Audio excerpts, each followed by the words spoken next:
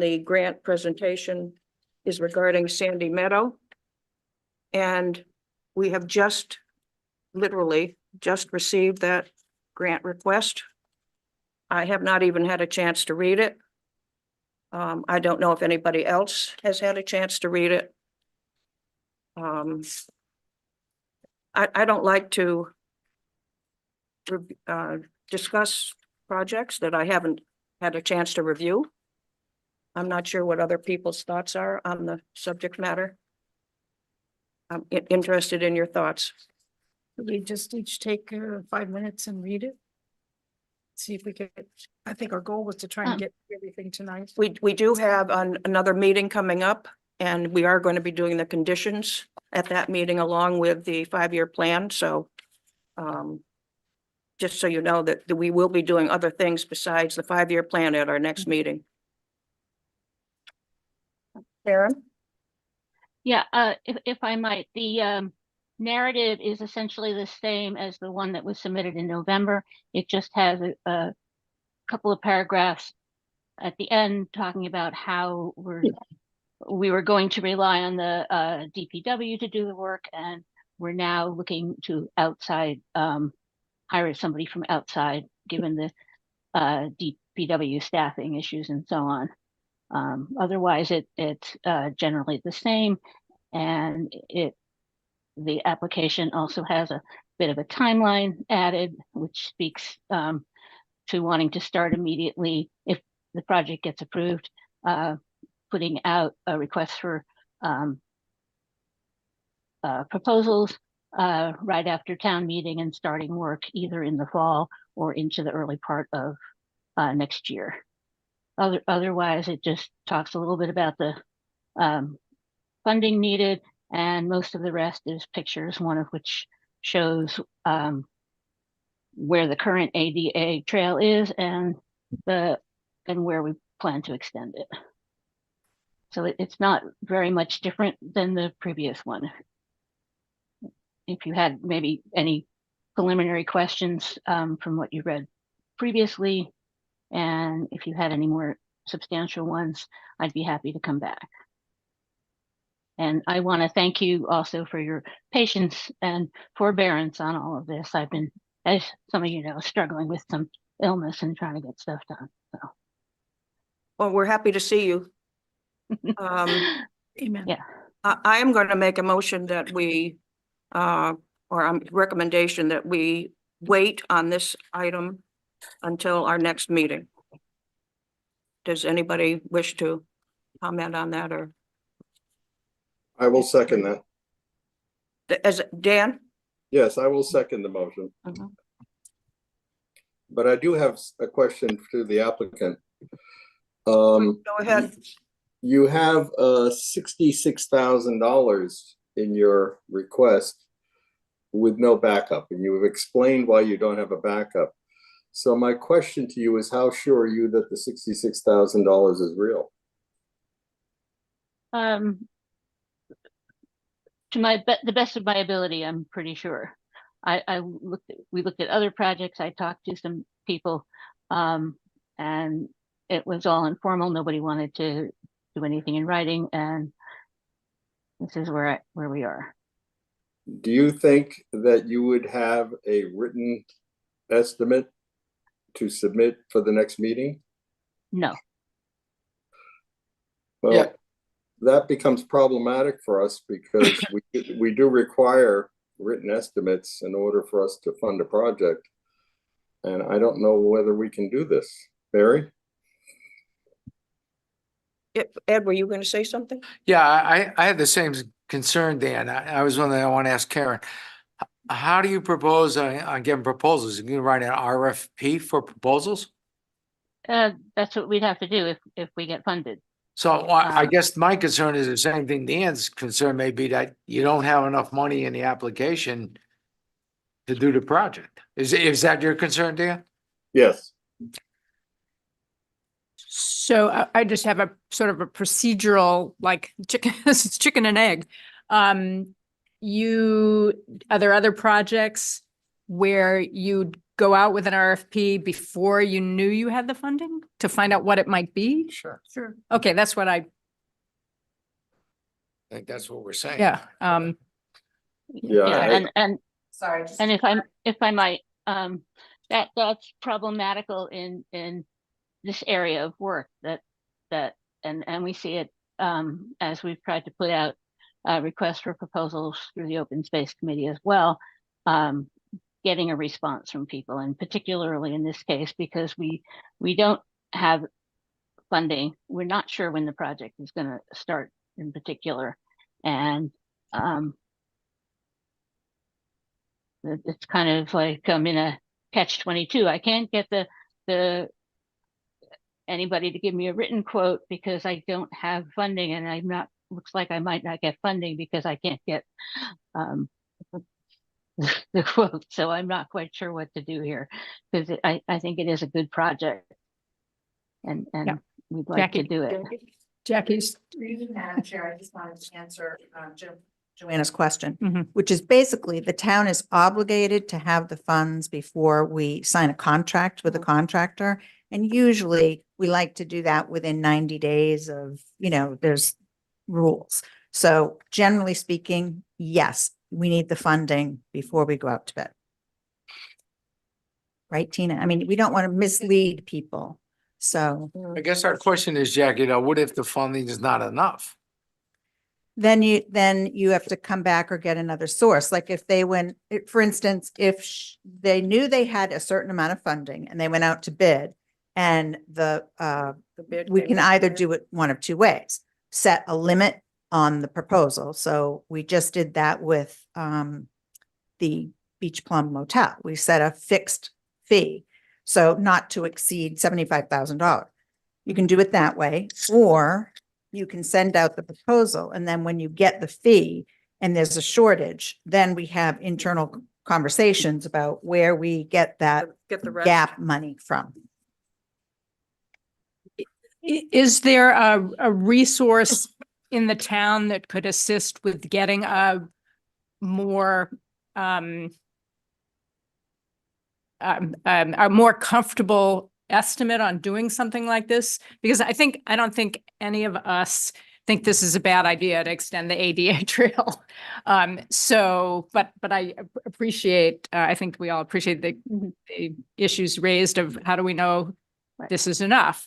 We do know on CPA, if you ask for $100,000 and it only costs 50, that money doesn't disappear. It goes back into the fund from which it came. So what's the best way forward for this project to not put it off for a couple of years? Paul, Well, I guess, if we think it's a good project to pursue, so I know we always try to get the 3 quotes, but that is something that's at the discretion of this committee.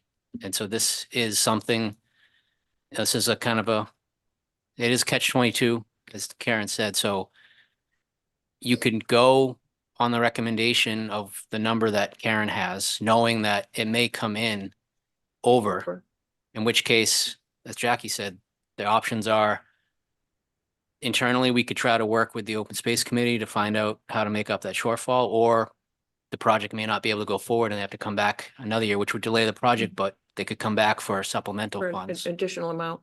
So it is a catch-22 if you can't get the estimates to get the sound numbers. But that's where this committee has some discretion. And another option could be if we approved it and it got approved at town meeting and they go out for the RFP and they get quotes and they come in at 100,000 or whatever the other higher number might be, they could opt to do phase 1 and phase 2. So they could phase it and do part of it first and the second part come back next year and do a second part. So that's another option that the Open Space Committee could consider if the RFPs come in higher than this. Karen? So it sounds to me like you're all thinking that this is a low ball number on this. So another option perhaps is to increase the ask to something you're comfortable with, obviously put a limit on it and go from there. But We- what we would have- that be? Well, we have, in the past, We've done that. we've done that. We've said. Yeah, to oh, the up to a cer, I'm just saying what amount. Yeah, We would have to discuss if we thought that that was Yeah, appropriate, Yeah. to create some leeway Mhm, there. mhm. Um, There's a motion on the table, that I made and Dan seconded. Is there some Yep. discussion on the motion. discussion on the motion? I would rather take care of it tonight. It's not gonna change at our next meeting. They're not gonna have RFP numbers. We're gonna have the same issue. So, and nothing's materially changed from the initial submission that much. It's still the same project. So I guess I just assume get it over with and have the discussion and make a decision. So we'll have a vote. Yeah, you want to make make a motion? No, I'm just Well- commenting on the first motion. Oh, you're It's on the commenting on the table. first motion, okay? Yeah. Right, to, Because my motion was to not do it. Right. So I will be planning to vote no on that motion. Oh, okay, okay. So there's a motion on the table, which I made, Dan seconded. I'll ask for a vote. Dave, No. Mark? Carolyn? No. Dan? Yes, Yes, to approve. yes, to, Discuss it. adjourn until next month. Yeah, yes. That's correct. I vote yes. Karen? she's not. Oh, yeah, I'm sorry. Yes, right. well, Ed? Joanna? No, I'm a yes. That is 1, 2, 3, Five 4, votes. 5 to 2, right? Yep. 5 to 2, 2 to 5. 2 to 5. 2 to 5. Yep. So it passes. Okay, so we're on to the next one because So we're on to we discussing passed it. it. No, it didn't pass. That was, Didn't No, I'm sorry, it didn't pass. So So there, it's, so therefore the motion. oh, that's right. So now I need another motion to approve. Well, now we're just back to the regular agenda. Now we're back to Yeah, discussion. yeah. Now we're back to the regular agenda. The item on the agenda is, so, let's see, so that is the 580 Massasoit Road. No, Wait a Sandy second, we Meadow. have- No, Mary, I think we gotta resolve this. so, This So is since- very confusing. No, Mary? Yeah, since the Dan, Yeah, since the motion did not pass. right, To put it off to next. put it off. So mo- now I need a motion to, Now you're back to discussion on the application, Right. right. period. But which Nothing is more than that. essentially In a other words, the motion motion to delay did not occur. right, so right. we're So we back to need a motion discuss- to approve. No, we No. need Well, to you can discuss discuss, it. yeah, you can discuss it. Oh, Up to an oh. agreement. Oh, okay, That makes okay, Discuss it. Right. okay, So, okay. I Let's have a discuss. question for the applicant. Okay, go, sure. Karen, I'm looking at the pictures. I just want to be sure I'm understanding them correctly. The picture that's like in color, like, looks like a satellite. Picture that's red and green. red and green, that's the one with the, Google the Earth- line- Every satellite photo. Yeah, Google Earth picture. yeah, Am I understanding right that the project is to do everything in red? everything in the green. green. Oh, do Yeah. everything in the green? Blue was It- already. Blue is existing. existing The blue ADA. is the existing ADA trail, the green is the proposed, and the Yeah. orange is the rest of the trail we're not Got gonna it. be touching. Thank you. Yeah. I just couldn't quite figure it out. Are you planning on making the entire thing ADA accessible? No, the terrain is not suitable for that.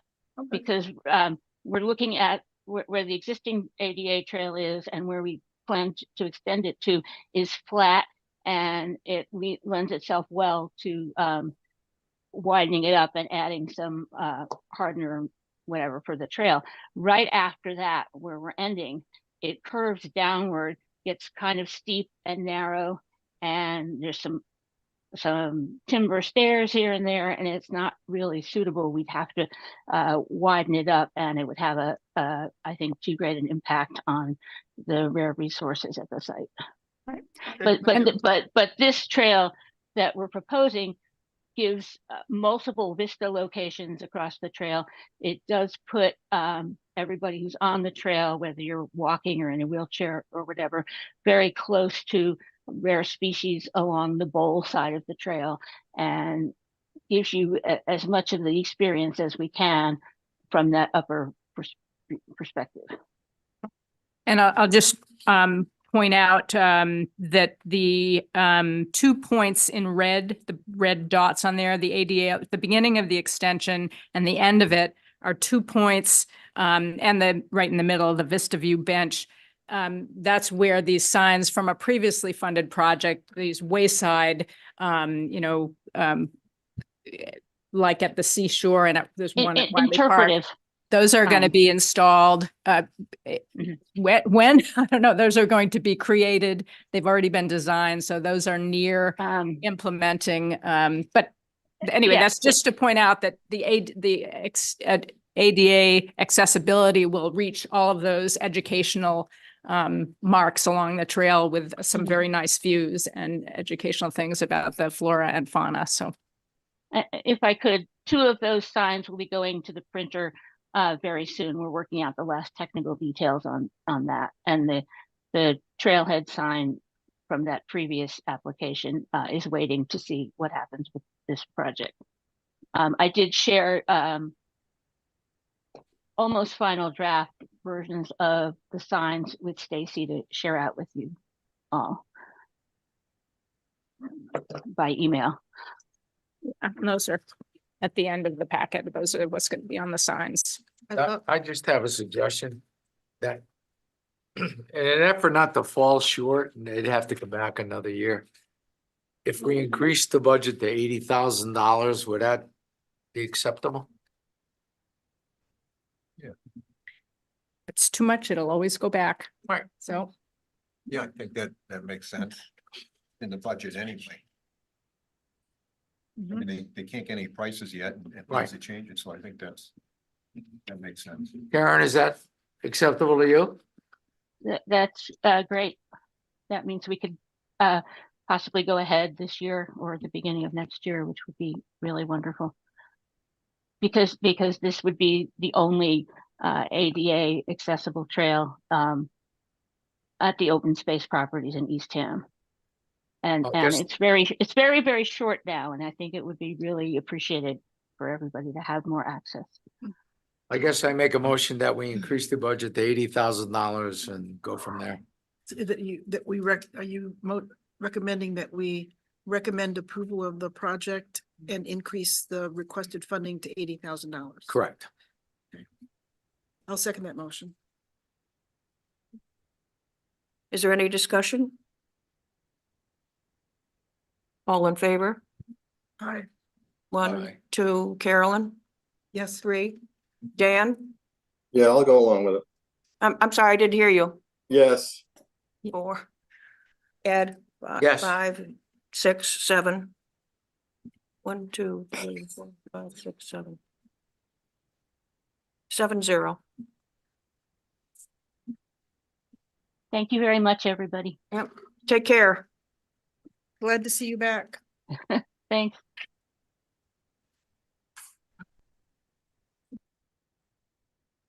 The next item on the agenda is the 580 Massasoit Road.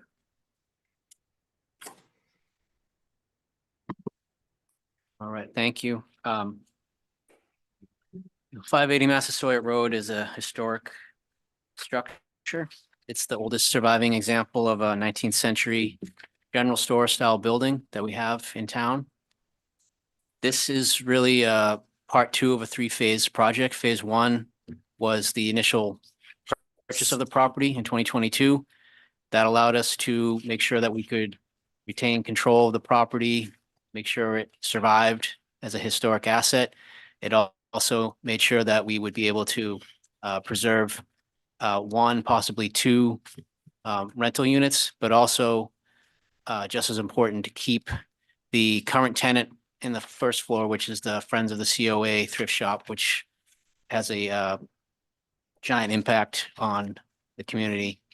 So that was phase one, acquisition. Phase two is a historic preservation and rehab project. And what we're proposing to do is take care of the highest priority historic renovation and structural items on the exterior and some components of the interior first floor. And in essence, as I said, it's basically historic rehab. If it goes forward, phase three would be renovating, continuing the interior renovation and outfitting the third floor, which could support an additional rental unit. So the application really put together what the cost estimate was. We've been working with our architectural design consultant and also a professional structural engineer and a professional estimating company. The components add up to 671, 696. That includes some escalation numbers provided by the estimating company. We put a contingency on it and really just rounded up the amount to $740,000. That's the quick overview. Jackie wants to add anything to that, but that's perfect job. oh, great. Thank you. And I'll leave it at that and happy to answer any questions or go through anything. I have a couple of questions. Obviously, the folks from the Council on Aging are going to have to leave the building while it's being taken care of. Where will they be going and how will that be taken care of and cost of that and everything? Well, goodness, Mary, we haven't discussed that. We didn't want to presume. But I think the exterior renovation, there'll be a lot of time to do some planning on the interior. That first floor interior renovation, I don't know how long it'll take because we haven't really scoped it out with a contractor, but we have discussed with them the fact that they do close for several months out of the year. And so we would try and coordinate the interior work. the interior work they're while they're closed. closed. And, you know, we've already kind of, Rachel and I have already kind of thought through all the stuff that they have there, all the goods that they have. We could possibly store those in one of the open units at the Town Center Plaza. So I think we could do it. And I have another question. You're looking into getting some monies from the Massachusetts Preservation Projects grant. How does that work? And you've got to have monies in hand in order to receive the monies, 555,000? That's a Paul. Yeah, so that's the requirement for this particular grant. So CPA funds can be used as the matching funds, but we have to have 75%. It's basically to make sure that the project's viable, can go forward before they give the grant. The maximum grant award is basically going to be $100,000. That's what I just found out. So So once the grant award comes in, will that lower the cost of the project? The 740,000? I mean, if you get a $55,000 grant, does the 55 come off? It won't lower the cost of the No. project, but it may subsidize the funds so that we wouldn't have to use them. Did I Yes. understand what Yeah. If you got the 100, it would be subtracted from the 740 quote, so to well, speak. yeah, we would use the 100 first and then, Mhm. but we're probably going to need all the money anyways, Mhm. given the Mhm. scope of the climate- work. Current climate.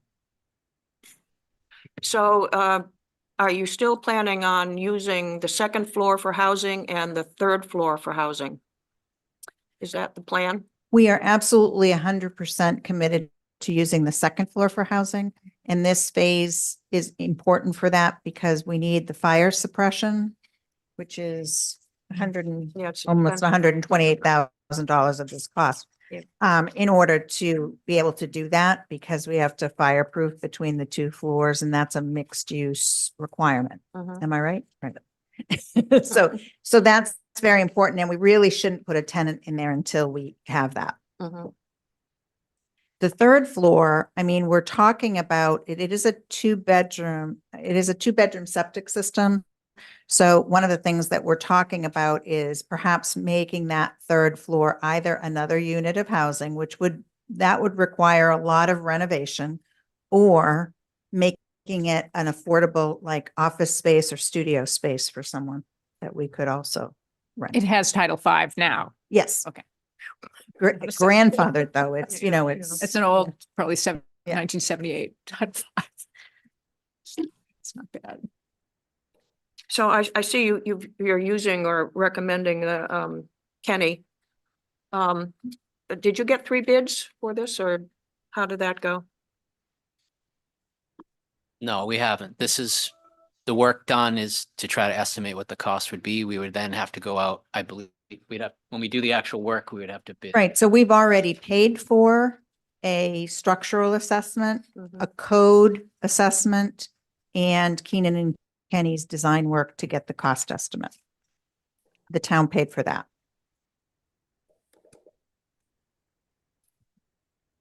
Can't remember how much that was on total.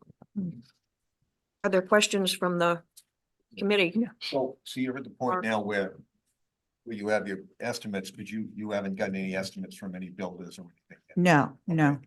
And then just a quick question on the septic, to make it a 2 or 3 unit, can't you, maybe I could be wrong, can't you put in that new system in? No. And you can't do that and get one with that? It's not possible. It's a very, very tiny lot. So we're Okay. very lucky that it already has a Title V in Okay, it. that makes And sense. yeah, we couldn't expand the system. So we just have to be thoughtful about, do we want to spend extra money to renovate that unit to the point where it can be housing, or do we want to think of another use that it might? Could that unit be like a studio apartment? Oh, yeah. Yes, But a studio apartment is still a bedroom. a One bedroom, bedroom. right. Only a But I bedroom. mean, but it's housing. Yes, housing. right, but the septic won't allow a Yeah. third. Yeah. Well, the second mean- floor apartment that exists now Could is a be a one one-bed- bedroom, Hmm. is a legal 1 bedroom. Okay, It's laid out like a 1 bedroom. So but the septic and septic is the a 2. lot is 2 bedrooms, so you Yeah. could have a, we could A have another. bedroom up and a bedroom on Right. on the second floor. Okay. yeah. So Mary, Yeah, Um, Carolyn. I guess I just would go on record as saying that I would hope that the third floor, if it's renovated, that it's used for housing. Yes. And not Versus a work, versus a workspace. a workspace. Right. Yeah, I think that's. We just need housing. Mhm. You'll just hear me say that a lot.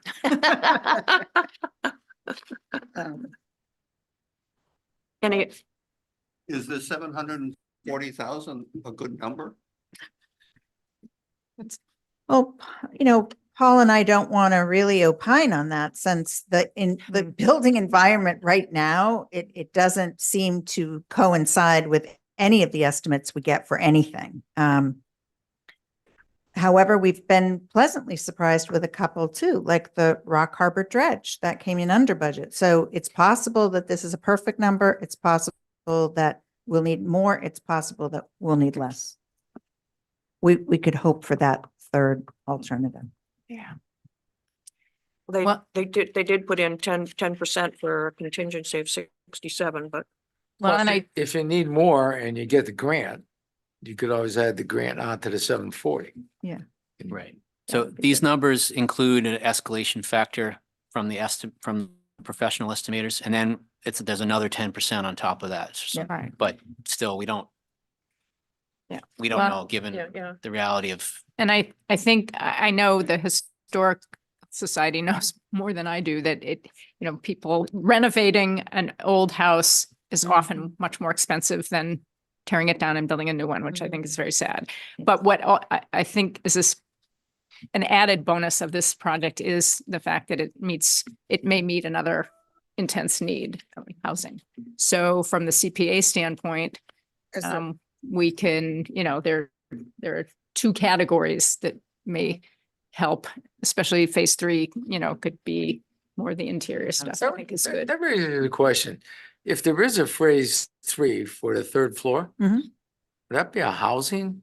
I think be, we would yeah. probably come housing back and application? ask for Right, housing. right, that would be a housing. Yes. That could come either from the trust or the CPC, Yeah, depending on how much. what we level need. of income you want to restrict it to.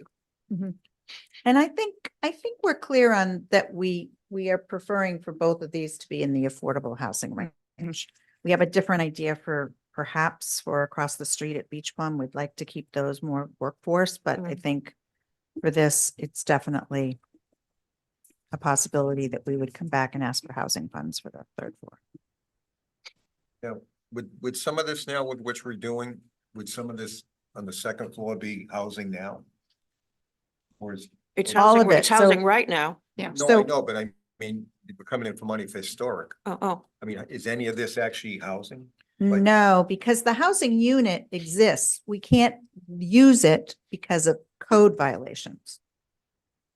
In other words, we have to bring the interior of the building up to code in Right. order to rent that unit. I guess I half understand that, so I understand all the historic part. And I'm very excited about that. But then when you get the second floor, which is set up as an apartment now, it's gonna be an apartment. I mean, if I may be off a little bit, what we're saying, but wouldn't that actually be part of that money come in as housing? No, because like the fire suppression, for example, Right, we're putting in here as part of the historic and that, because that's, right, I understand. you can use for code compliance. You can use the historic towards that, and that's for the total envelope of the building. Yeah. So it's preserving the historic structure. Right. It's obviously also picking up fire suppression for the second floor, but it's part of the overall historic So, code compliance. so then we're not doing anything to the second floor? There's no rehab up there right now? No, other than, Okay, yeah, the fire suppression Okay, and, that- having the Okay. fire, fire rating between the two floors, all that kind of stuff. Okay, I HVAC. understand that, but. It's only things that would affect the total Mm. building as a Right. structure. Okay, And I know it's probably way early to project this, but approximately when would you expect completion? Assume it got approved at town meeting in May. May. I think if we got an approval in May, I think we would probably be ready to go out to bid. It would be on similar to the town hall project. So the fall, we'd sign a contract in the fall, which would be perfect for doing Yeah. some of the interior stuff in the winter. So that's what we Okay. would, Do the Right, majority, right. do the majority of it while everything's closed. The Because it's going to be annoying. I mean, ripping off all of that aluminum siding and putting, I mean, I can tell you just from the work we're having done here, it's very distracting. Aluminum siding isn't historic. No, we have to take it down. It's also not in good shape either, so that's the worry. Yeah. Well, it's a wonderful building and it's very historic. It's a good project. Speaking of which, is the roof okay? I think we don't, determined that we don't, it is not okay forever. It's okay for now, and we, No, no. Okay, We don't want to touch it until the third floor renovation because we have to do dormers and other things. So it's gonna be part of that because we have to lift it. And when we lift it, we're assuming that, bad things might be there that need to be And replaced. evict some of those tenants. Sorry, I don't As know. I say, old Technical buildings, you term, never yeah. know what you're gonna find. Yeah. Is there asbestos? We haven't found any asbestos so far. That's usually the issue with older buildings. probably not with this one. I'm sorry, Mark? Probably not with this one. This too one's old. actually It's too old old. enough not It's to old have enough not to asbestos. Yeah, that's what I mean, yeah. But Yeah. do you have lead paint? Nope. Oh, Really? No. That's a, Hmm. okay. We might have had it and it got covered up, but we don't have it. Yeah, it's there, you just don't see it. it's okay. Make a motion, we approve the 740,000 for the 580 Massasoit. I second that. Weren't we concerned about the numbers with The numbers, this and the historical society? right. I'm not quite sure where Right, so that, should we discuss them both before we approve? I think we should also have a discussion on the schoolhouse and then because both of those items are preservation issues. Are you okay with that, Ed? Yeah, fine. Okay, So you withdraw your second and you withdraw your motion. Yeah. So I was throwing a motion until we discuss the schoolhouse. yeah, yeah, and that is the next one on the agenda.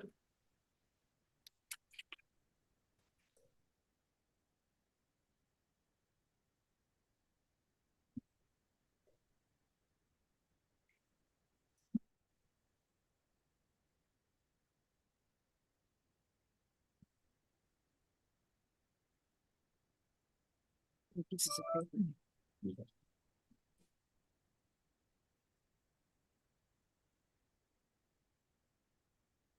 Okay, now does everybody have their documents?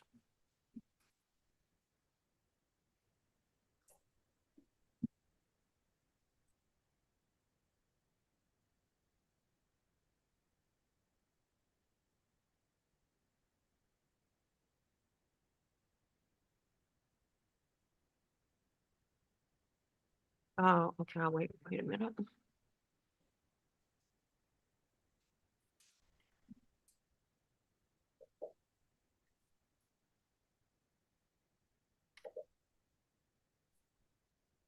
So was someone, I know, we all know Art came before us. Yeah, yeah. When this was first up, so. Um. The only thing that's changed is our town council saying that this is an appropriate, Mhm. could be an appropriate, Accepted, acceptable project. So right. is there anybody who's come to specifically fill in or some details? I think we all got a packet of how much, one of the questions was how much the museum was being used. Yeah, With And that, sent out, so we've all seen that. yeah, yeah. There's three people here from the historical society, I guess, that can talk on any answers. Mhm. But that was one question that everyone had, how much. Did everybody receive the, Yeah. Mhm. the information regarding the This is usage? I would call it usage. Yeah. I Thank you. Yeah, I can't remember what else with the issues, Yeah. but that was one of them. Yeah. I have a question. I know, and maybe the Historical Society can address this, that, there has already been a big donation, an anonymous donation that started things off. And there's in the write-up, there's also saying continuing, a fundraising, public fundraising for this starting January 2025, I think. That, so I just question that, that Right, seems like that would start, that could already start. right. And Um, that's- so what, We have a proposal to do a mass. Would Yeah, you you're like gonna have to either use the stand at microphone, the sorry. podium?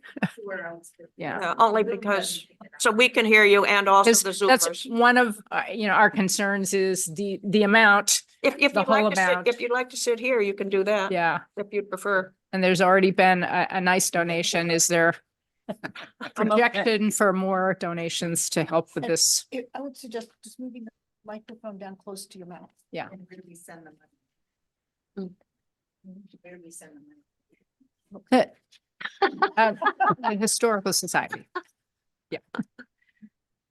Good evening and thank you for having us.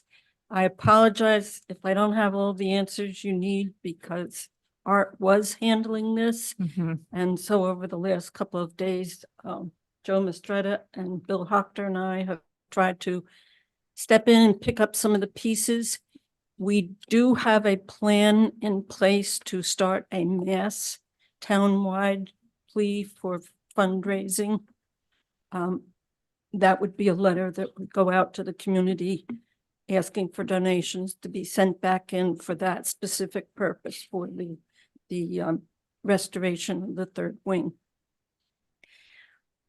We have been already gifted 100,000, which is designated just for an addition restoration, should it take place. If we don't get the funding and can't go forward, we have to return that money. Other than that, we have received approximately 20,000 in donations and some like-kind donations in engineering fees of about 15,000. So we're still looking at the original request, our bids have come in all over the place, all the way up to 601,000, subject to price increases. Prior to Art going on vacation, we were in the process of interviewing the various contractors to make sure that we're comparing apples to apples. And those of us on the committee will continue that interview process more than likely next week or the following week. And if others have questions, jump in, but are there any grants possible that you guys know of that could help with something like this, state grants, historic? We've looked into a couple of grants that we were aware of, and for this project, we would not qualify. And so could you remind me at the moment, because I've had several pieces of paper, Can you just use your, remind us at the moment, what is the request, the amount? it's $447,200. Thank you. Am I correct about that? Has that Yes, changed? that's what I have. That's what I have, noted. 447,200. And you say the actual price is like 620, but you have 100,000, That was one, 120,000 already in donations. Yes, So you're right, kind of right at the. yes, line. and this is all subject to whatever the prices are mhm. when construction, if construction actually takes place. And any further donations would, in order of priority, be used first before the CPC funds? Yes.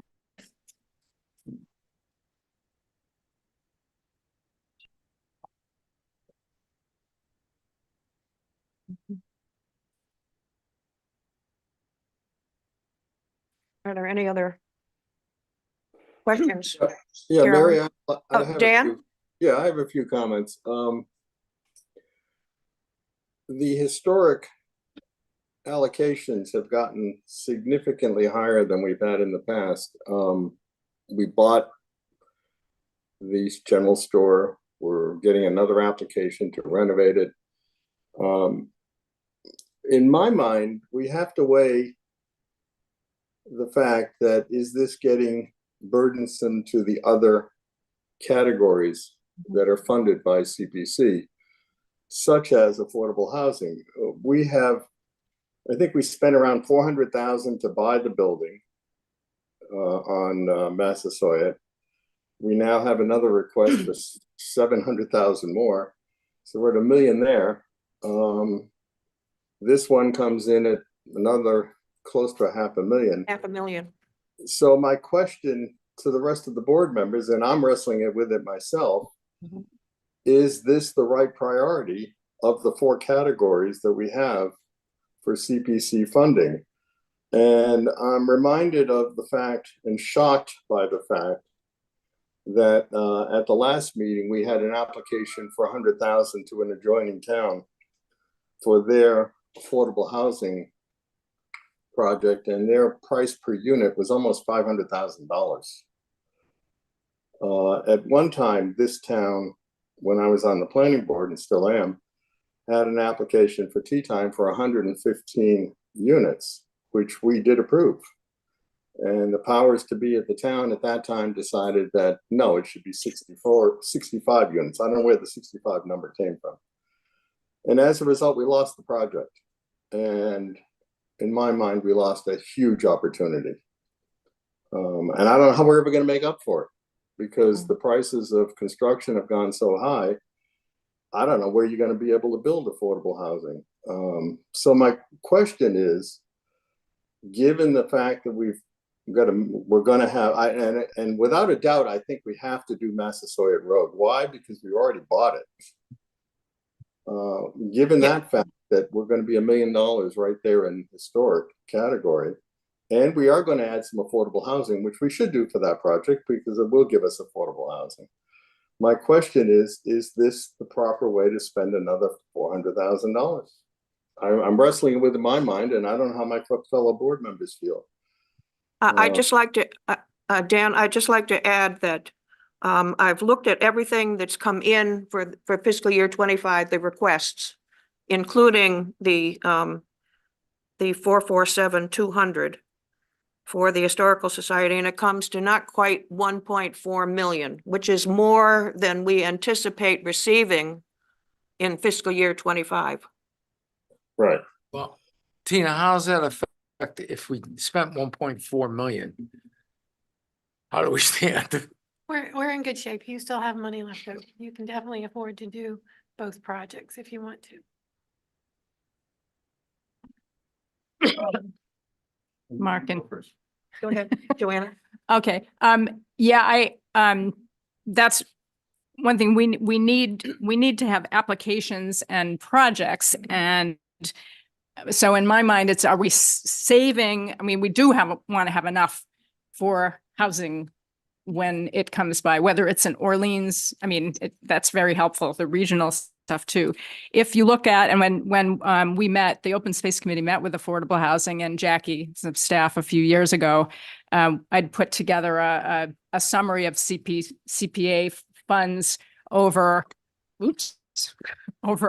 some time. And I re-looked at that, and from the fiscal year 2012 through 2023, the funds allotted by category of the affordable and community housing was 4.2 million, followed by open space and passive rec, 2.8 million. Historic preservation was 2.1 million, and active rec was 1.6 million. So it's not, Eastham isn't, when housing comes up, we do fund it. The problem is getting the projects, but when they come and they're getting more and more expensive. So that's what this sort of struggle is. I think both these projects are great. I'd like to fund both of them. I think we can. And I don't want to not be able to afford the next one, but I think we'll find a way to do it. It's housing. I mean, we have to. So that's my Carolyn? piece. I'm just going to continue to say housing. I would love this project if the second floor was housing. You know, land is part of the issue with doing housing. Could we put, I know we can't because it's historic preservation, but The schoolhouse, you mean? the schoolhouse, make the second floor the schoolhouse housing. Another way to look at this, if when you look at the use statistics, that this project would be $100 per visitor for the next year.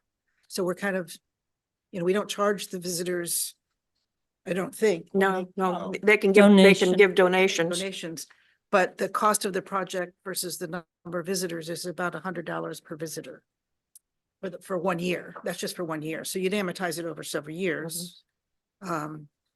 And if yeah. I recall, the project is, I may not be saying this right, so please correct me if I'm not, but there will be some new display space, but one of the major reasons for the project was storage for current archives. Am I saying that? I think they have things in the basement that they want to move up and Okay. display in the new location. We have, Right, yeah. we have many artifacts that are in our current basement that we're unable to display. And one of those was the Eastham ballot box. And I will just share with you an artism. He asked me if there were any Ballots in there 2020 ballots that weren't counted. that were not counted. But I would also point out that prior to COVID, we were working with Eastham Elementary School, and we have a plan in existence going forward for 2024, this school year, to once again have the students come to the schoolhouse to see what a one-room schoolhouse was like, to learn the history of the community that they live in, and just to observe all the artifacts that we have, and hopefully we'll be able to display additional artifacts in the future.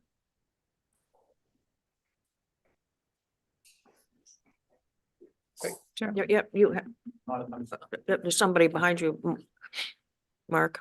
I just, Joe Mastretta, one of the board members. I just wanted to add that in terms of displaying things, we're not only talking about static displays, but we're talking about the ability to increase the number of active displays we have. For example, we have some things that are kind of crowded out right now because there isn't room to use them. We have a small display on the airport that used to be in Eastham that's really, really small and cramped. And if you go there without a knowledge of what that airport was about, you really can't get a picture because we don't have the room to display enough of it. We have a display on the railroad crossing up here on Samoset Road. That's very small. We could expand that. We have a Native American display that we've had for 2 years, 3 years. That's rather limited in terms of its scope. So the things that we do now that are limited in terms of what we can present, not only to the people who live here in Eastham, but visitors. But because the space is limited, we can't really show what the history of Eastham and what it was like to be here in the 17 and 18 and early 1900s when I was around. We won't ask any further questions on that part of it. Right. Yeah, so the likelihood, if this is completed, is there will be, well, more visitors, a lot more Yeah. visitors, but yeah. I'm sorry, go ahead. I just want to say on the fact that, you know, the question that we keep spending more and more money on historic and stuff, on the answer to that is there's less and less historic buildings in town. Mhm. They're getting torn down. We've done a major amount of work to a lot of the things we have. Bracket Store is like a gem. That's new, but there aren't many others. Old, you know, antique housing really that could come up. There will be, but I don't know if you're gonna keep seeing the millions and millions of dollars Mhm. for antiques. So I think it's very important to preserve them all. And as far as the schoolhouse wing, that's very important. Just for everything I know that's sitting in the cellar and everywhere else that can't go up. If just look around here, look at all these antique pictures. Mhm. These all come from the Historical Society. They need to be, you know, it's cramped down there. We need to display them more. And there's so much. So we can build all this new, but we have to go back to the history for all these people to see what we have. And like I said, they're both gems. The store itself is great. And then the wing brings back to the school what it was and just helps the whole town in general for the history of it. You know, I guess from my perspective, and I've been here for, this is my 5th term, way too long. You know, the last couple of years, you know, historic has come in for some big money, but there were years where they didn't get anything. I remember when I first got on the committee, and I can't remember the chair's name. He lived on Long Pond, then he died unexpectedly I believe of a heart Bob attack. Mumford, But- Bob Mumford. Yeah, Oh, but he used to say, let the town, bring it to the town, let the town decide, bring it to town meeting. If they don't want to fund it, they don't want to fund it. I mean, if it meant that we were getting into a hole financially, well, then we'd have to weigh some decisions. It's difficult. It really is difficult. It's a lot of money. Which leads me to one more thing. When we write our 5-year action plan, there's a section in our action plan that kind of divvies out the funds, and historic's 10%, recreation's 10%. That bothers me, because if historic needs $2 million, give them $2 million. If I need $1 million, I'm gonna come for $1 million. So I think that those limits are just, you know, we don't need that kind of thing, because here we are faced with historic gets 10%.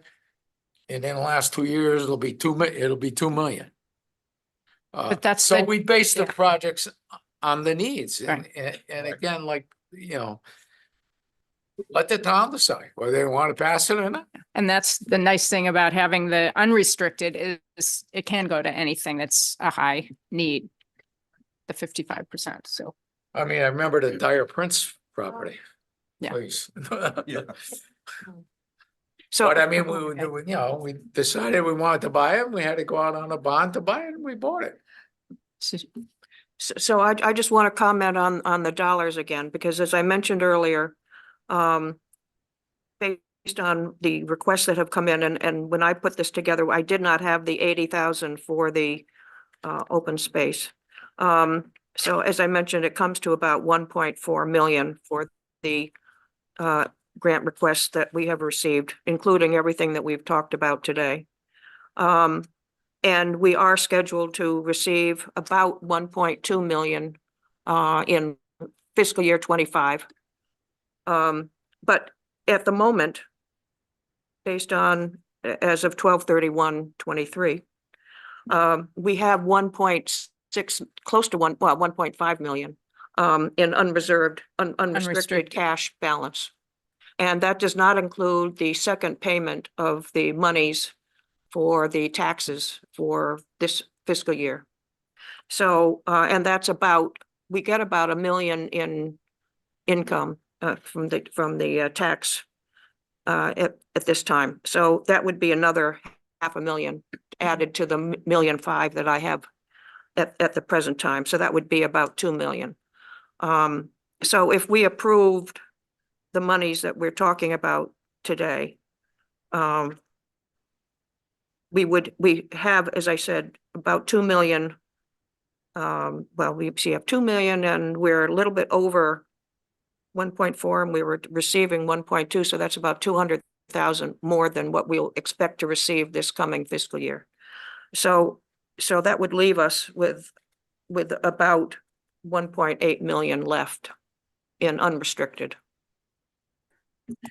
I agree with all of what you just said.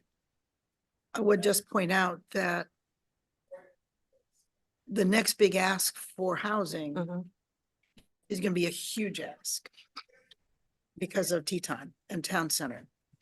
Because there's going to be a lot of housing, as Dan just said, that we're going to want on those properties. So while we may not be asking for a lot of money this round, the next big ask is going to be big.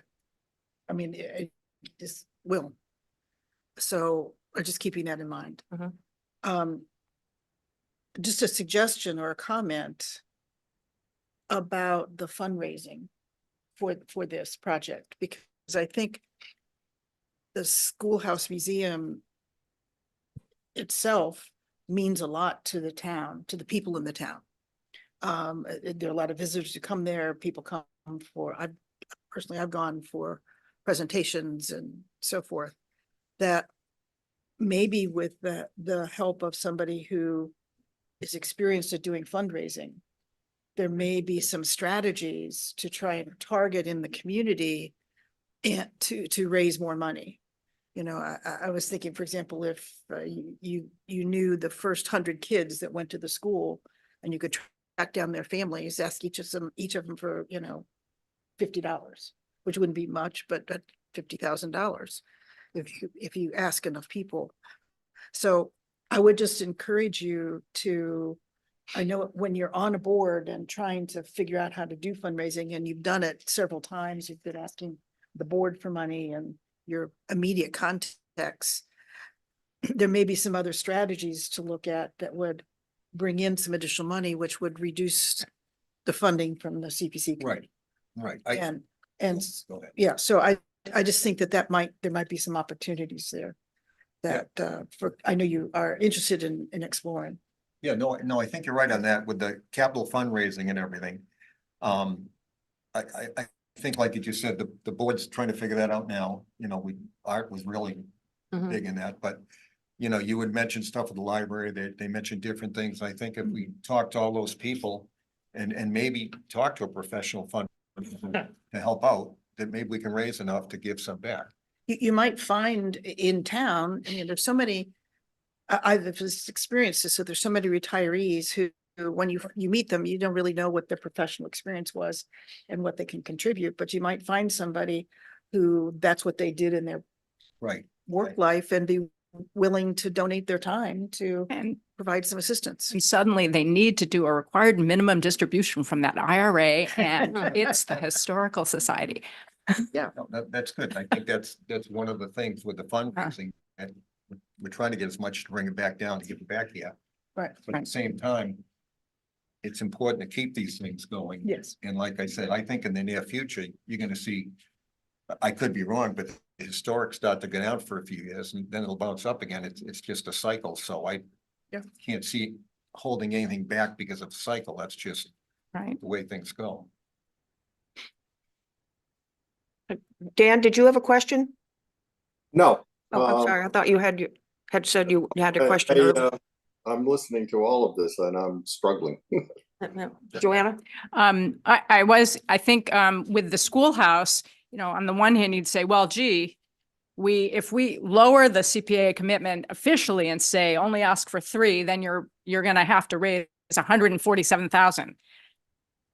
It's nice to have a target, but on the other hand, you don't want to not be able to do something and grant the 447 and then try to get it down to offset and go back to the, you know, into the pond here, right? So I would like to support both these projects fully with the real encouragement that the schoolhouse fundraising be all it can be, and that the grants, the grant from the state for Massasoit, you know, and if there are more, you know, any way we can But we are get the money back into it. understanding that there will be something else coming in on the Yep.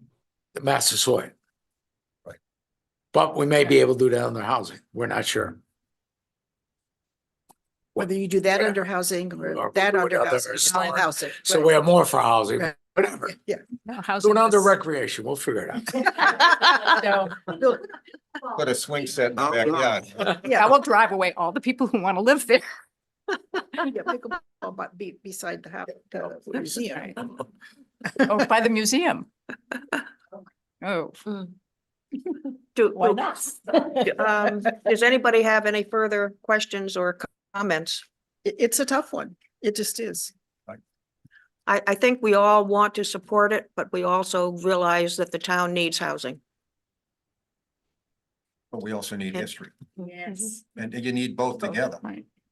You know, so I think it's, like I said, we're going for it now between both. We happen to have two Yeah, two two big big projects. ones. They're not gonna be too big. I mean, I can't say that for sure, but Mhm. looking in the future with people ripping down houses, because also in the Historic District Commission, which are Yeah. crazy, the houses they rip down. Mhm. That there isn't much else to keep the town, like I said, brackets is absolutely important, and the Mhm. schoolhouse is just important because we have so many things that to display and show the history of the town, and that's. You know, and there may be times in the future where we're gonna have to make those hard decisions where we're gonna say, hey, let's give the money to housing and We can't nobody do else this, gets we can't anything. do Right, no, I Times agree. the comment. But I think right now we're at the point where we can do. Oh, no, Yeah. we could do it right now. We have the flexibility. We still have the money in the budget. Like I said, let's send it to the town voters. Let them decide. Yeah, I agree. Do I have a motion to approve the request for $447,200 for the schoolhouse museum? So moved. Joanna? Is, and Mark? Any discussion? All in favor? Aye. Yeah. Dan? Yes. Yeah, Aye. 1, 2, 3, 4, 5, 7-0. 7-0. Massasoit. Now, should we go back to 580 Massasoit? Yep. I make a motion that we approve the $740,000 for 580 Massasoit. Just a minute, let me get my. Oh. So you're making a motion, that's Ed, Second. Joanna is second. The motion is to approve the $740,000 for the historic preservation of 580 Massasoit. Ed is made the motion, Joanna seconded. Is there any discussion? All in favor? Dave? Aye. Carolyn, Dan? Aye. Ed, Joanna, 7-0. That's for 740,000. And it is, Okay, good. it's 2/8/24. So let me just mark that. 2/8/24, 7-0.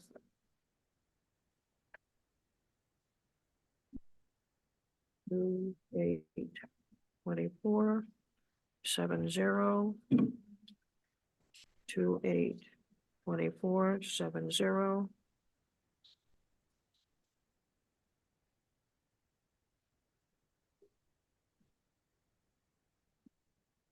And that's 7-0, 2/8/24.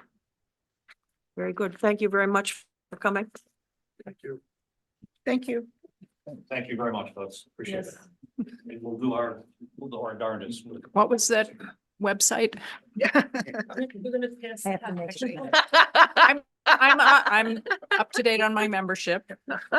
Mary, Yeah. may I say on behalf of Art, who, if you had voted against this, probably would have haunted all of us, that he's very pleased that you made the right decision. Yes. Now we'll haunt us in a nice way. Name the project after him, the room? Could be used in. Ed, Ed, we're advocating for the duck race. Let's see here. Carolyn. Where was I? Okay.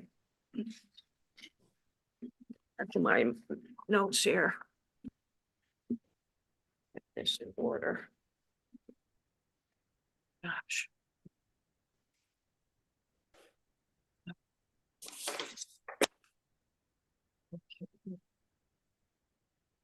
So now we're down to, I don't need that.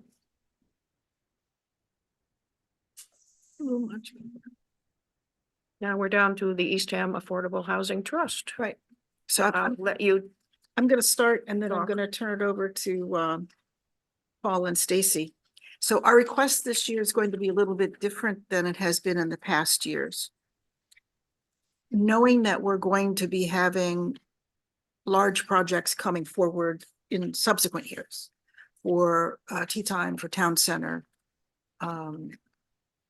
There may be some other opportunities that we're beginning to work on, some of the joint projects that Open Space and Housing have talked about.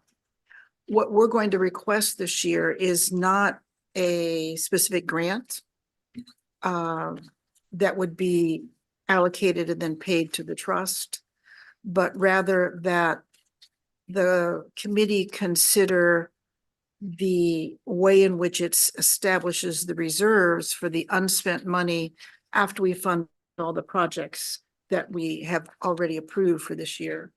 So rather than putting in a grant for, as we have in the past, $400,000, what we would suggest is we're not going to put in a grant this year at all.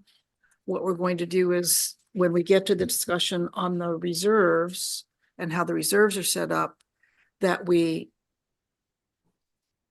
reserve a minimum of $400,000 of the unspent money for this year for housing.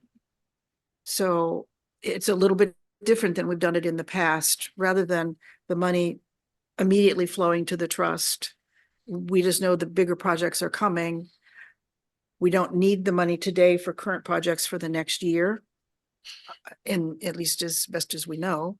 And so we would rather approach it in the way of leaving the money in the CPA fund and accounting wise, financial wise, but being aware and making a conscious decision that at least 400,000 of that remaining balance of money, as you were sort of going through with your list of what we're going to get, how much has been allocated, what that would look like in terms of the balance being reserved specifically for housing.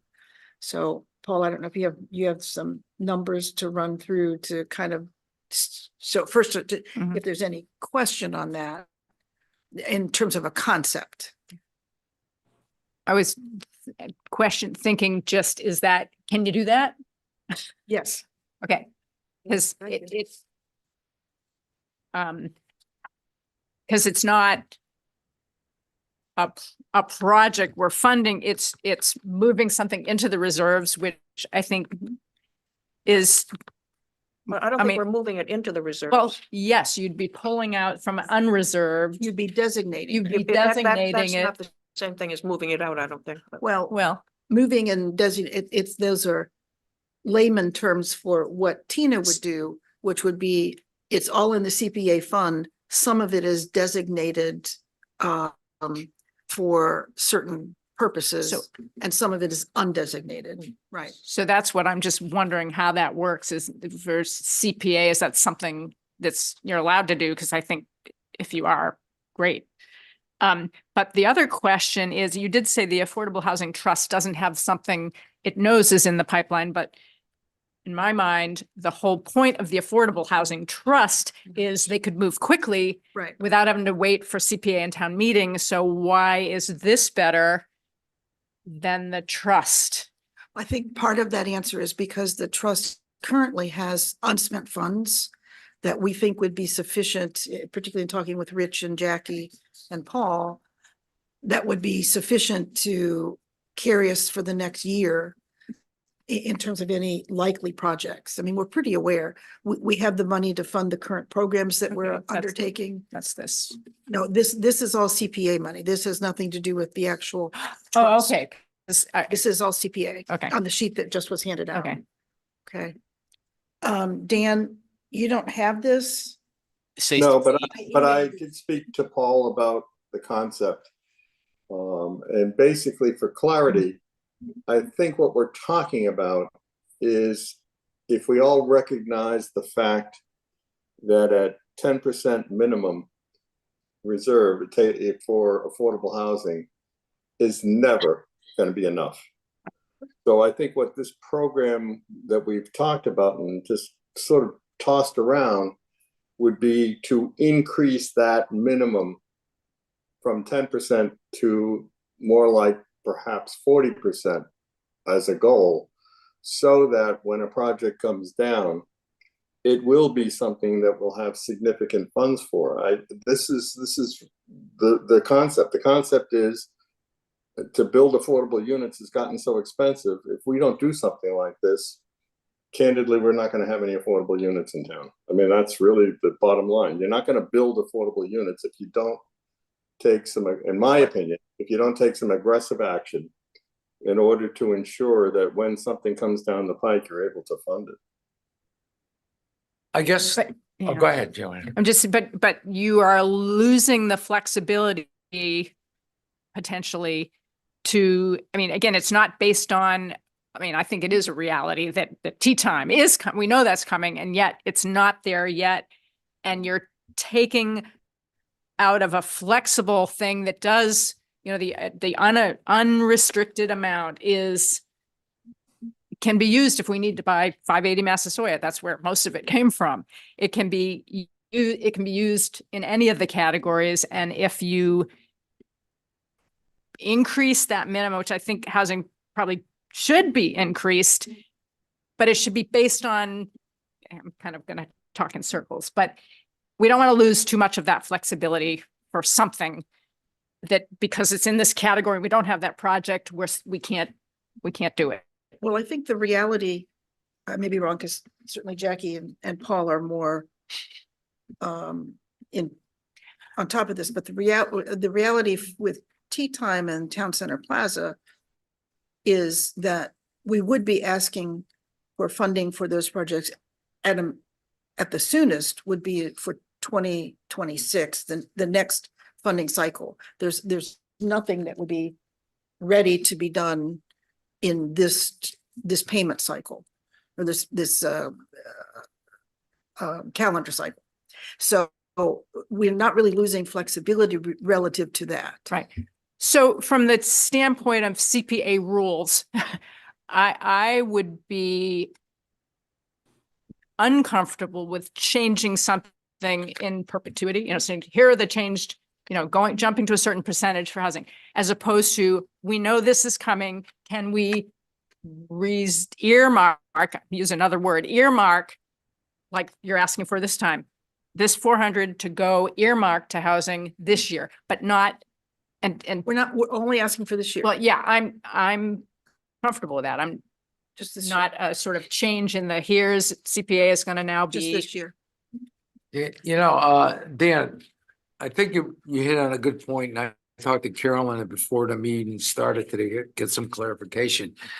When you say building affordable housing units, yeah, which I'm all for. I mean, I think that's the way to go. There's no sense. I mean, I understand what we're doing on Massasoit Road. We'll end up with 2 housing there. We'll end up with 6 maybe across the street, but we need a project with a big number. Yeah. And I guess the only thing that will bother me is that down the road, when we're talking about building affordable housing now, if we kind of switch our priorities again to going back, God forbid, buying single homes again for Right. 400. Yeah. One of the things, let me just add one thing to that. Part of the reason why we're not buying single homes now is that the value of the money that the limited resources and money that we do have, it is in being able to leverage that with big projects where our contribution makes the project possible. Right. So Village at Nassau Green The great village, I agree. was that way. I don't know the numbers off the top of my head at this point, but the town contributed somewhere around 14 or 15% of the overall project, either directly or through in-kind kinds of things. That may not be the exact number, but I'm in the ballpark in return for getting 65 units of housing. Right. So the developer and DHCD and tax credits and other things were used to make up that significant difference. That's where the value of our money comes in leveraging larger projects as opposed to doing one on. Because at 500,000 a unit, if we spend 500,000 for one unit, we've housed one family. Whereas if we can spend 500,000 or $2 million and leverage that for a bigger project, that gets us a return on our investment of 14 to 1. That number stuck in my head. Don't quote me. Don't put that in the minutes, Stacy. But it's that leveraging that makes the difference from the funders, developers' perspective, whoever ends up doing the development. It makes a huge difference to have that money from the trust, from the town, as part of their stack of funding. It makes a difference, just one numerically, but it also makes a difference when they go look for funding from DHCD and for tax credits to be able to show the contribution that the town itself is making. So it gets higher points in scoring on those kinds of applications. I think that as long as we're on the same page, Mhm.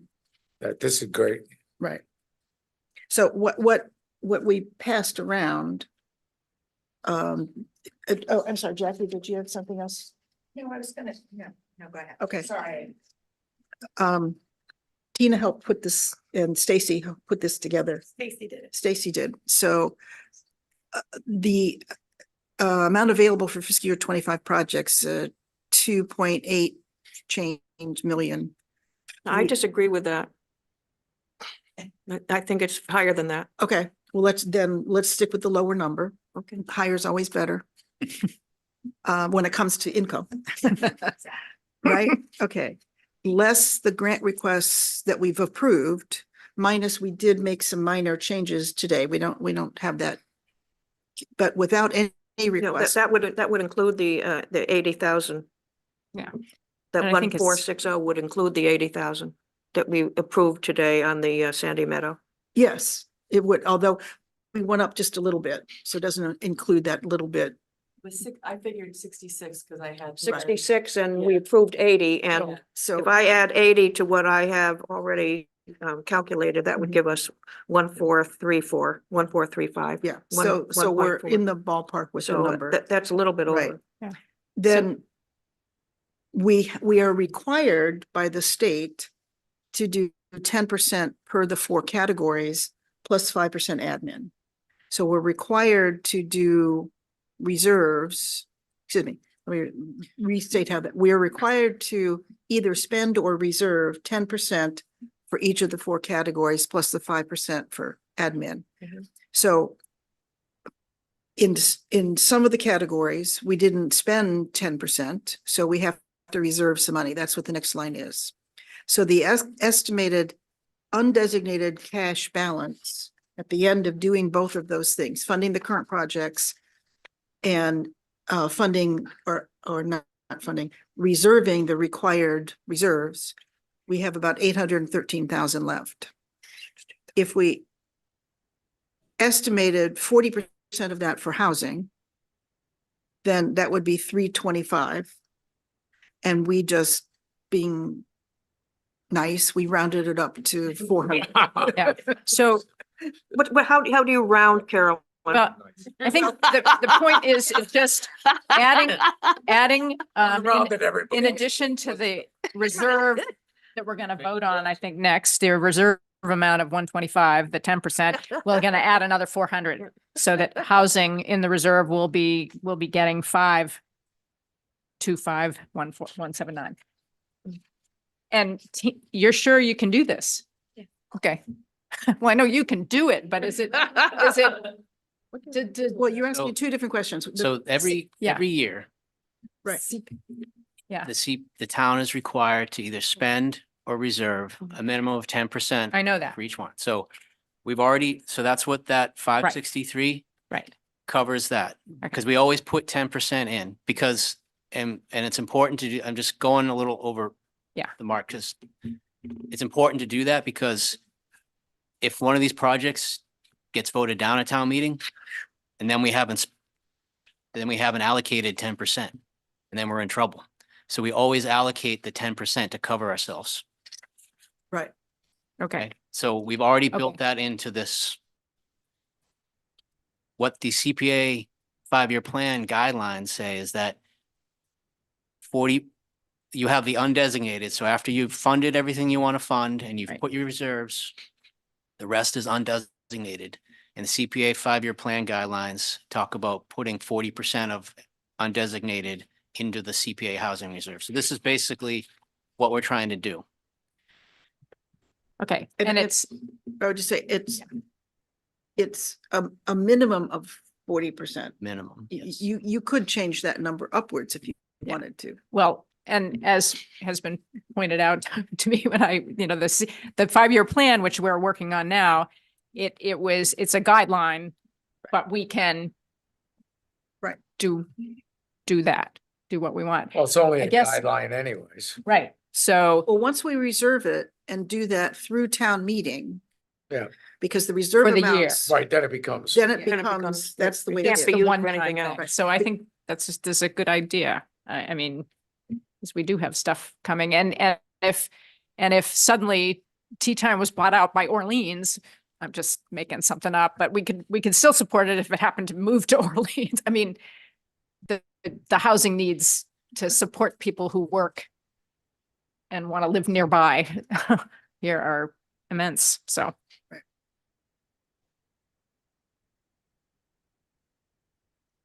And the Housing Trust is obviously fine with this because you're on the trust Right, there. the trust talked about it. Yep.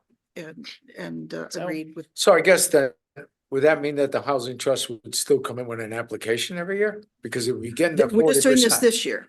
No. So next year, next year, all bets which- are off. Yep. We might have a big project in the pipeline to come Yeah, in right. with, whether it's 580 Massasoit or other projects that, again, we're trying to open the faucet on, so to speak. Yeah. But this year, the trust isn't coming in for another 400,000 for the trust. It's this. Right. But we have funded, I think, yeah. housing, other housing. I'm just thinking, There or are two the, housing. the. We Orleans did might be up with 110,000. Yeah, no, this is great. Yeah. We did 100,000 100,000 for Orleans and 10,000 for Spring, city. Yeah, right. for Spring Rock and 10,000 for, So the good luck Institute. writing the warrant article. Well, it just That's will be always- in a reserve, that's all.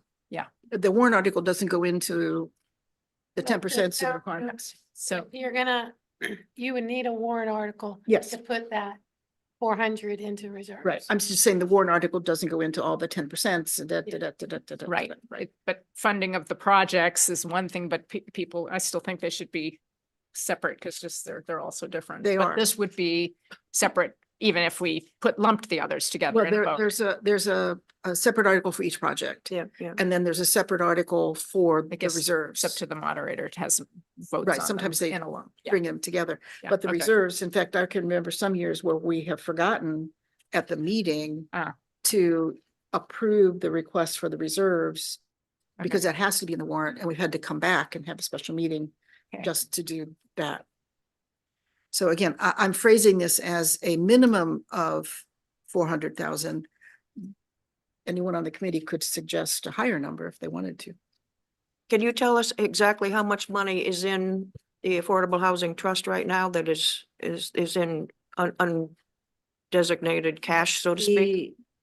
I left that paper back at home, but Okay. we had a meeting this morning and the amount that we have is including reserves for our current programs is 1.9 million.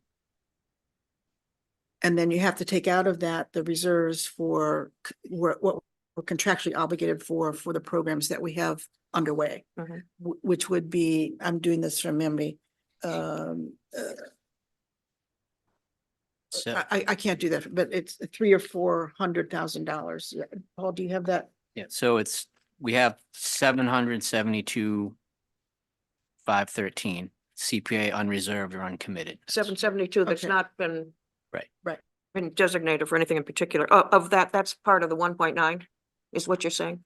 The cash balance Right. is 1.9, but some of the 1.9 is Is- already reserved. So the and- 772 is what's not reserved or not Right. Right, needed for something in particular. right. So if something came up, you would have the 772 next year and the 400,000 that is being designated. Well, we would be coming back to next year for a project to draw down the 400,000. Mm. But in our, as Joanna was describing the flexibility part, the flexibility we have currently would be the 700 and. So 772 is what So- Paul mentioned. So, I mean, this is building up the reserve. This is, yeah. So Bill? next year, the trust may come back with a project, the town may come back with a project, a developer, a private developer may come up with a project and come to CPA. Having the increased CPA reserves in housing just gives us that much more, that's gonna give this committee more flexibility to be able to say, oh, we may have next, I guess I'll put it this way, next year, we may get another historic project. We own a big historic. We may also get a big housing. Mhm. We've built up the housing reserve. It's kind of like a $5 million rec center. Right, right. So, Okay, So all you guys so are good this job. would give the CPA already greater savings that's dedicated to housing so that you could fund that project, whether it's the trust, the town, or a private developer. Right. Because otherwise it's all undesignated.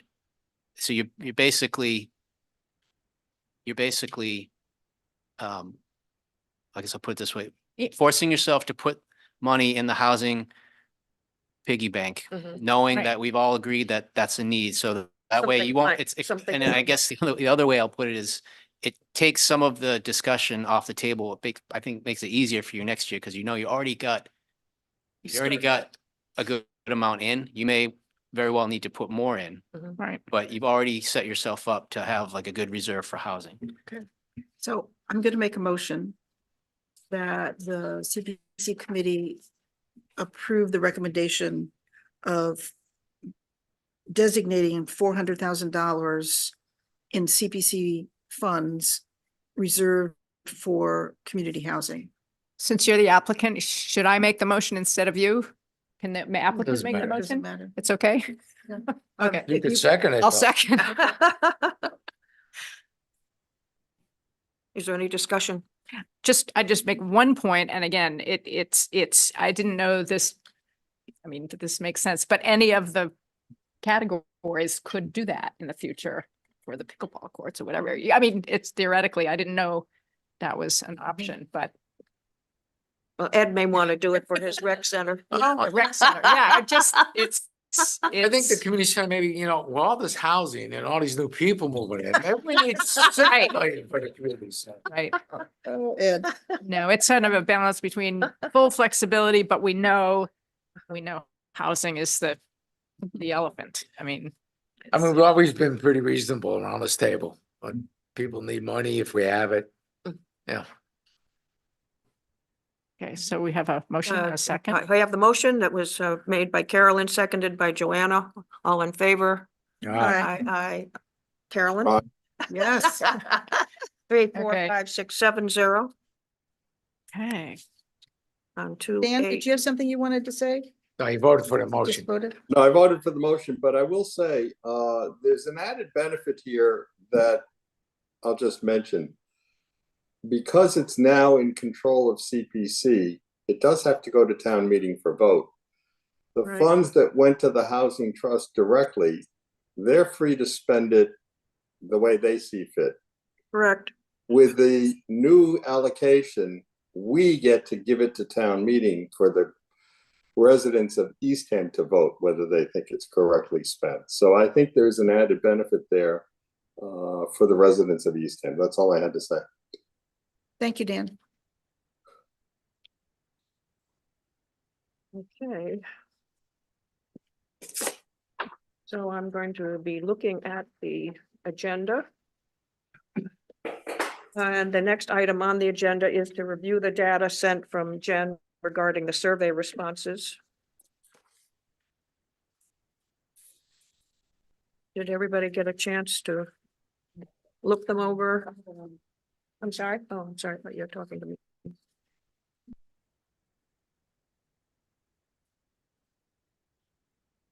So I have a couple comments. I'm a little disturbed at the areas that we didn't really see any response from. I'm looking at the affiliation and I'm thinking anybody that works and owns business in Eastham, nobody responded. And I guess maybe we need to do something through the Chamber of Commerce, perhaps. I'm not sure. Well, it was I don't mean to say a problem.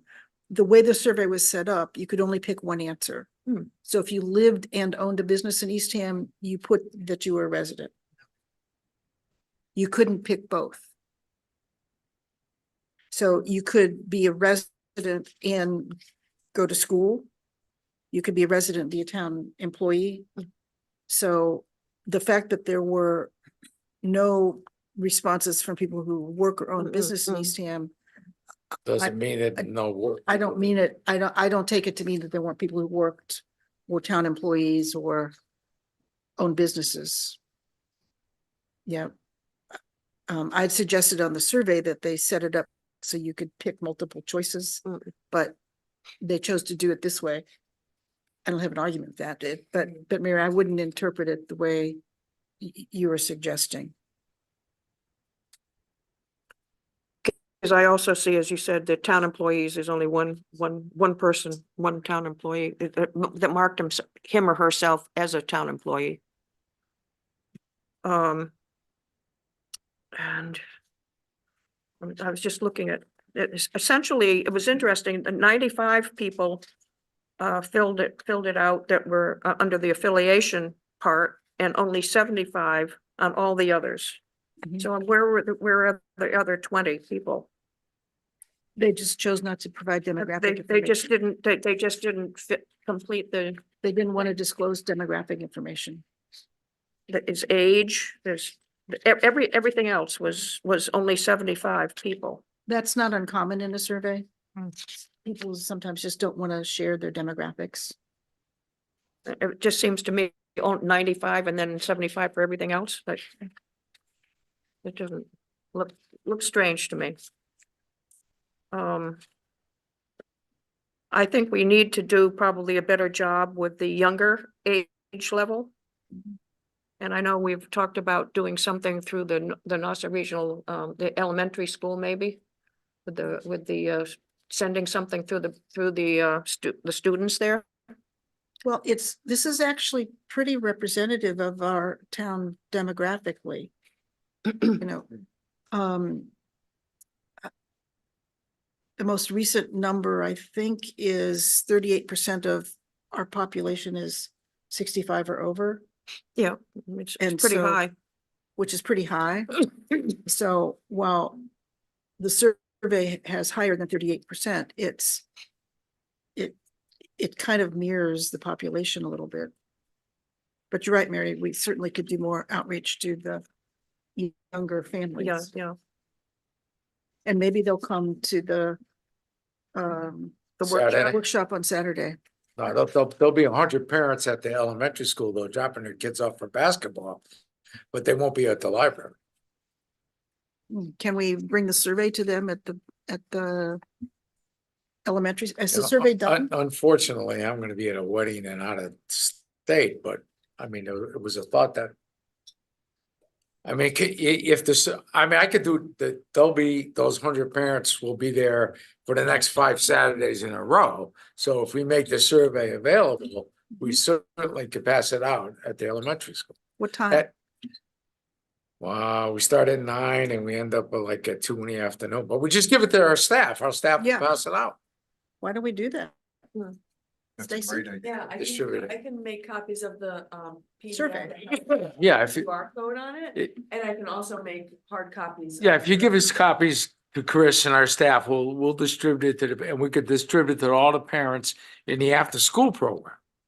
You know, we have 66 kids in the after-school program. I can send this to the rec department and ask them to, Yeah, but I think if we physically hand them something, Yeah, yeah. we might get something back. Mhm. Yeah, the survey and the QR code, because I'm going to venture to say that 95% of the parents there would love to just get a QR code and they go. Blah, blah, blah, blah. Yeah, okay. And on that, whatever that has the QR code on it, say, it takes 5 minutes. You know, this is not a long survey. yeah, you know, I mean, not, my team meets from 11 to 12. I'll just capture the 10 parents and tell them they can't leave until they fill the survey.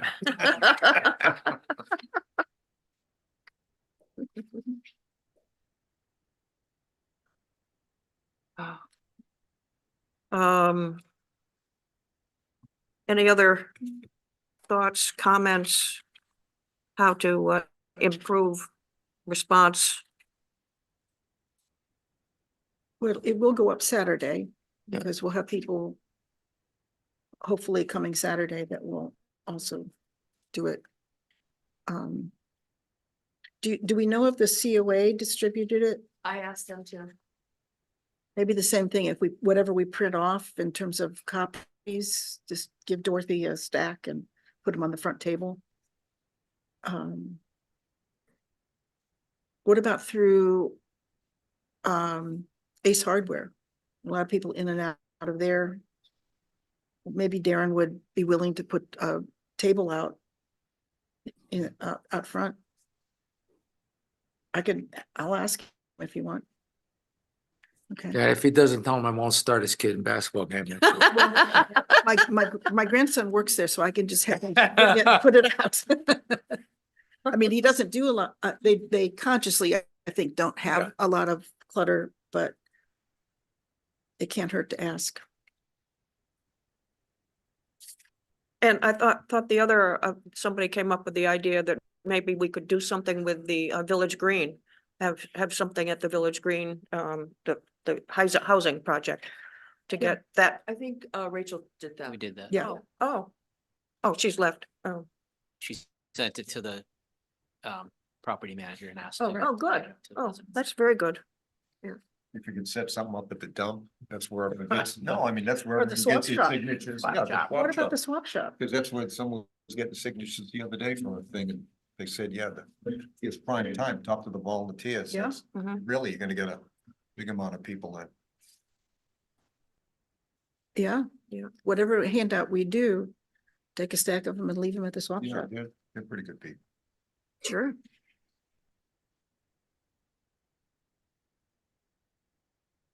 So we're on for Saturday from 10 to 12 and I just want to make sure that everybody knows that they're coming and what they're doing. I don't know what I'm doing. I but don't I'll- know Well, I doing, but mean, I'm coming.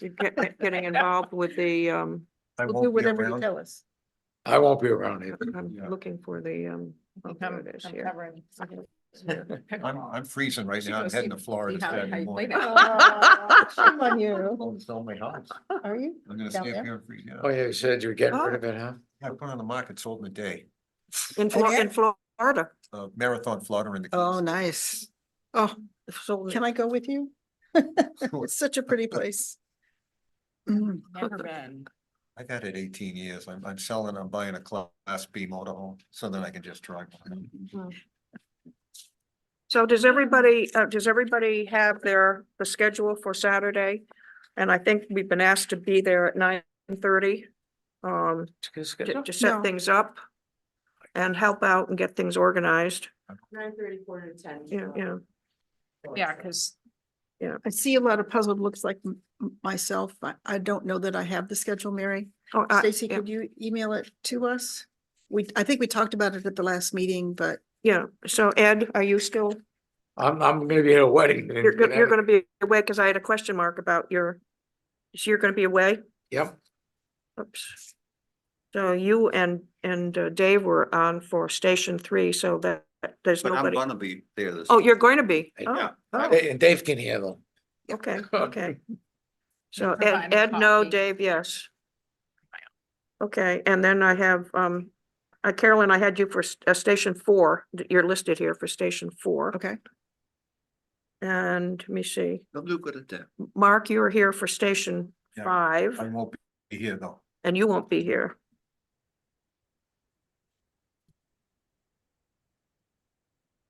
Okay, and Joanna, you're down for Station 6. And Dan, Dan is obviously not here. Yeah. The No, flights he are. was- you're gonna zoom into So Station 8. So I think Dan. Elena said she was going to do Station 1 and Station 2, in his absence. And I'm down for registration stuff, from Paul. Is there anything else that we need to figure out or make sure? So we've got Station 5 with nobody there. We'll So be able we'll to have to cover. figure it out when we get there on Saturday morning. Okay. Any other comments or This is at the library. at the library from 9:45 to 12? There's going to be, I'm not sure what type, there's going to be refreshments. I have no idea what that means. Coffee and maybe donut, I don't know. Okay. Let's see, I'm down to the, let me see, let me get the agenda here. Not too much paper. Oh, we're down to the financial stuff. Minutes. And, Minutes? You had the the minutes, minutes, yeah, you're right, the minutes. Thank you. January 3rd and January 10th. One, January 3rd and January 10th. I move approval of the minutes for January 3rd and January 10th. Second. Oh, wait a minute, I wasn't here one day. It doesn't matter. Let me see, everybody was here on January 3rd. And Eileen and Ed, Eileen was absent, and Ed, I think you left early for basketball on January 10th. So, let me see. So I'm just gonna do it separately. January 3rd, everybody was there. Do I have a motion to approve the minutes of January 3rd? So moved. That's Carolyn, Second. Steve. Any discussion?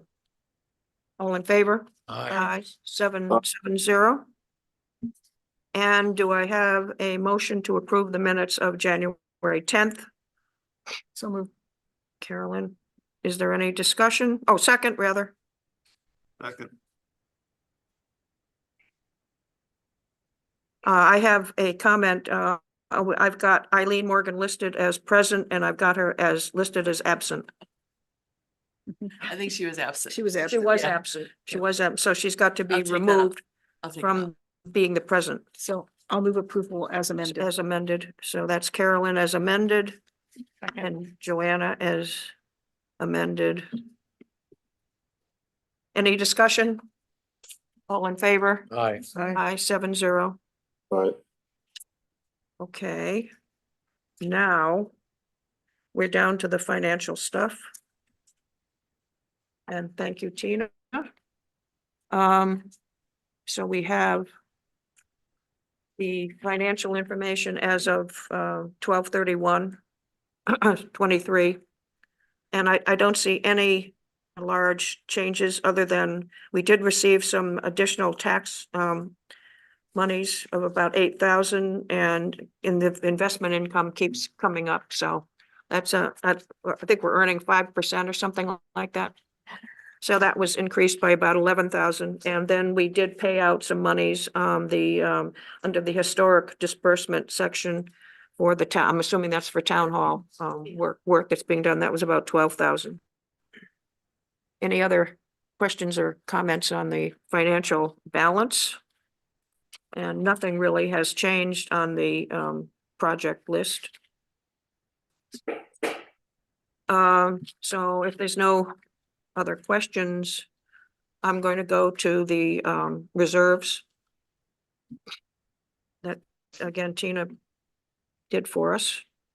And we're, as I mentioned earlier, we're expecting around $1 million, a little over $1 million for the tax, CPA revenue tax, local taxes. And then we also have the state revenue, which we've been calculating as 25% of the local revenue, which comes to the $1,251,000 for the total for the estimated for the fiscal year 25. And I think that's pretty good because we know that the state is having some financial problems. And so I don't think we're going to be expecting any additional monies from them like we have in the past. So, so Tina took the 1,251,791 and the 10% is listed down below is 125,179. And the budgeted reserve of 688 and the 62,590, the 5% for the CPC administrative. Are there any questions? Yeah, and I always get screwed up in my head with fiscal years. The 400,000 that we just voted to with this, is that fiscal year 25? So Yes. should that come out of the budget and subtract from that, or is that No, the prior year? 400,000 is for fiscal year 25, and this is what we're estimating as income for fiscal year 25. Right, but that's what the reserve amounts. It says, oh, I'm In sorry. addition, it's gonna be an addition. okay, In budgeted addition. reserves, are those four added up? I'm sorry. I'm thinking that was the No, unrestricted. that is Sorry, unrestricted. All right. this is, okay, The Budget 400,000 for affordable housing will come out of the unrestricted that's already here. Mhm. I will take. it out okay, of- that's my brain the new already, money so we coming. don't have to adjust this new number. Okay. Thank you. Okay, are there any other questions on the financial, The committee will have to vote to allocate, the 40,000? from the admin. the salary. Because I found that in the budget. Right. So can I make a motion So, yeah, that we approve the transfer to the general fund of $40,000 for which fiscal year? fiscal year 25 25. administrative assistant. For the administrative assistant. Second. That's Joanna. That's Dave. Is there any discussion on the 40,000? Oh, yeah. Yes. All in favor? All right. Aye. Carolyn, Carolyn, you're an Aye. aye. You're an aye, you're an aye. Okay, I don't think I have any other business. I just want people to be aware that, we have meetings coming up. I know, Stacy nicely put the list in the last, minutes. Let me just get that out again. We have a meeting on March 6th at 5, on April 3rd at 5, on May 1st at 5, and June 5th at 5. March 6th, they're all Wednesdays. March 6th, April 3rd, May 1st, and June 5th at 5 o'clock. And those are all associated with the 5-year plan. Any other business that anybody would like to bring up? Yeah, I just want to make sure I might have missed. So did we vote on the reserves? Because we have to vote on, Oh, we didn't vote on what we were just talking about. yeah, you have to vote to put in Yeah. those amounts into each reserve. Yeah, yeah, That's the thing we always forget to do. I know. Okay, so I move that we approve No. Let's do it this. the reserves as enumerated in Tina's perfect accountant worksheet. Not Joanna's less than perfect brain, but I move that we approve those numbers. Second. Any discussion? Since we've already had the discussion. All in favor? Aye. Aye. Aye. That's 1, 2, 3, 4, 6, 0. Okay. Any other new business or any business of any kind? Just as I say, reminding everybody that we have the workshop on Saturday at the library. For us, 9:45 or so till 10 to 12. I think Do I we have a ought motion? to, Oh, Dave, Mary? Dan, yeah, I think we need to add on the March 6th agenda that we're going to do conditions. conditions, correct? Yeah, conditions. Yeah. Thanks for reminding me. No problem. Any other business comments, questions, whatever? Do I have a motion to adjourn? So moved. Dan, Second. Joanna, any discussion? All in favor? Aye. 1, 2, Aye. 3, 4, 6, 0, and it is 5:55.